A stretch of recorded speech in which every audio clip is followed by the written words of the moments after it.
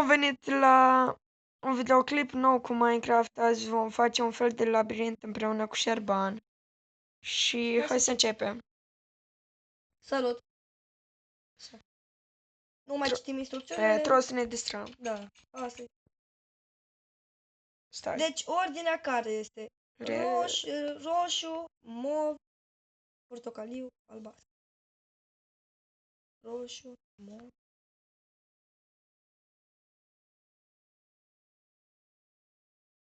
Portocaliu. Păi mă aștepți la lavă, dacă... Să treci tu primul. Hai.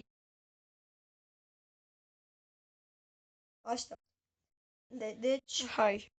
o leacă hard. Ușor sar. Dă-te, să sar tu. M-am prins. Hai, mergi tu primul. Nu trebuie să sari.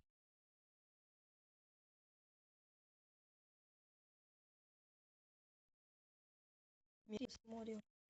Nu trebuie să sari. Taci, hai, vin. Aici, pe aia, nu. Așa. Sar, rapid! Bine. Așteaptă să te stingi. Trebuie apă. Așteaptă, mă, nu, să te stingi singur, așa vezi. Gata. Am supraviețuit, oameni buni. Și acum?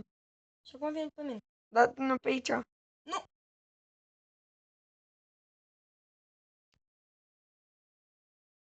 Pe unde? Bă, labirint!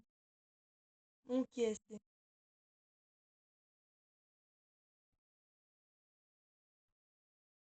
Nu veni după mine. Hai să ne despărțim, da? Nu, că nu-i bine după. Pe aici am venit.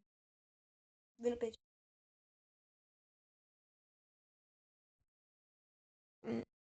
Sigur nu pe acolo. Ne-am despărțit și ne-am pierdut. Vino încoa. Taci. Am trecut! Unde ești? Așteaptă-mă și pe mine.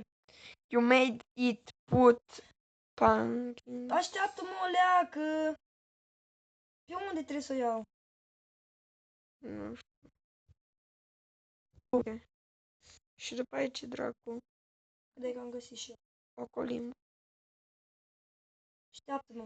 Trebuie să dormi. Oh, am găsit. Cam asta. Da, you made it put packing in holy. Da, trebuia să le colectăm. Da, hai, frate. Na, mare chestie. Ia să citim.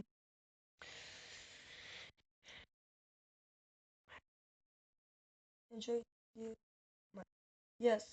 Foarte tare a fost. Cam atât a fost mapa.